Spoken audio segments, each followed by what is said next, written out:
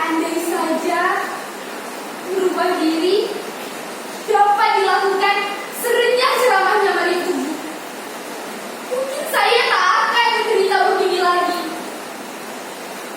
Apa? Saudara-saudara tak yakin saya menderita? Apa tak terlihat menderita itu di wajah saya, di sorot mata saya ini, di getar suara saya, di seluruh tubuh saya ini? Ini bukan acting monolog anak SMA seperti biasanya. Ini nyata. Saya benar-benar sedang menderita. Bahkan jika saya menuliskannya dalam sebuah puisi, saudara-saudara tak akan mampu membacanya tanpa menunjukkan air mata. Tak percaya? Saudara-saudara tak percaya bahwa sekarang saya sedang diberi rasa sepi dan rindu? Sekarang saya bertanya kepada para hadirin, siapa yang bisa dengan ikhlas berpisah dengan apa yang telah menjadi bagian dari dirinya tanpa merasa diberi rasa sepi? Kan ada yang mampu. Itu pula bagi saya. Bagi saya, handphone bukan lagi sekedar benda biasa. Dia yang telah menemani saya dari masa kanak-kanak hingga dewasa. Ketika semua orang tidak mau menemani saya karena saya masih kanak-kanak dan belum bernilai guna, hanya handphone yang mau menemani saya. Asalkan kota dan baterainya tetap terisi penuh, maka ia akan selalu menemani saya. Bahkan dia telah menuliskan nama saya dan seluruh memori tentang saya di dalam dirinya. Dan saya telah mengingat kunci dan password pembuka dirinya di dalam kepala saya. Ini simbiosis yang sangat romantis, bukan? Bahkan saya merasa lebih dekat dengan handphone daripada dengan sesama kita. Itulah mengapa berpisah dengannya, meski hanya saban malam, seperti melewati bertahun-tahun kesekian.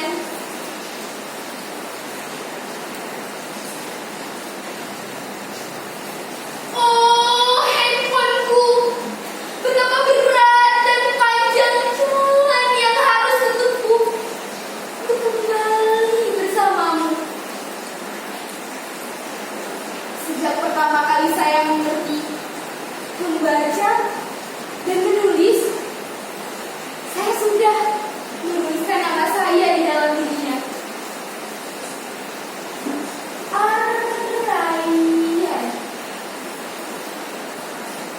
Saya sempat berganti partner dari satu handphone ke handphone lainnya. Tapi apapun mereknya, apapun jenisnya, mereka kan selalu sama, menemani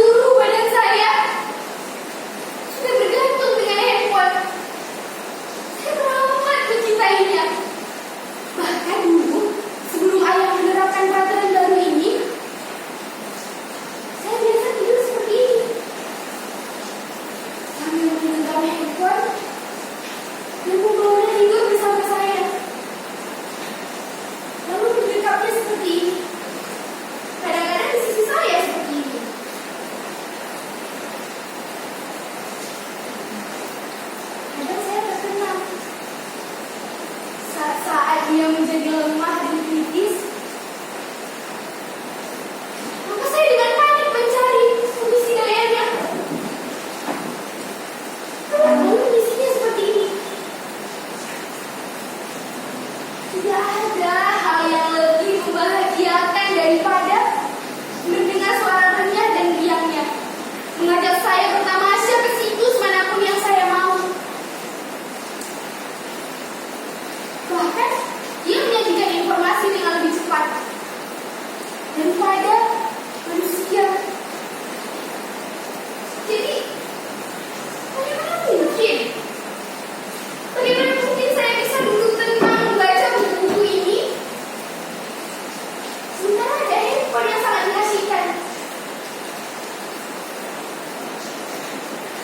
Saya sempat dulu tidak terlalu bergantung dengan handphone, kecuali untuk hal-hal yang penting saja. Tapi malam ini, saya melihat ayah dan ibu, mereka duduk asyik sambil memegang handphone masing-masing.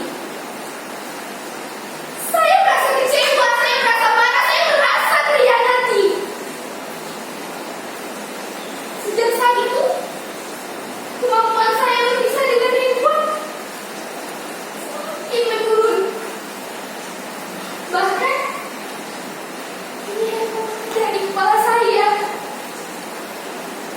Ada di denyut jantung saya. Saya teramat sangat mencintainya. Saya teramat sangat mencintai.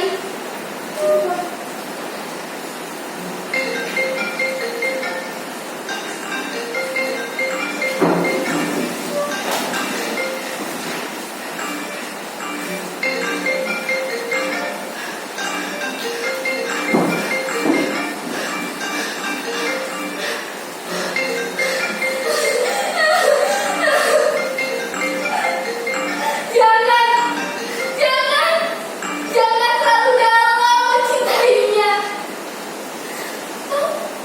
Kamu akan menderita seperti saya.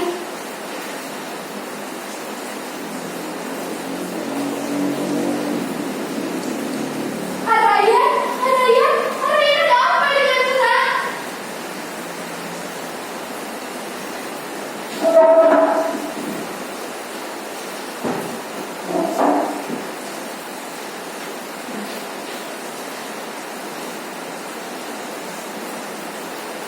Betapa berat dan panjang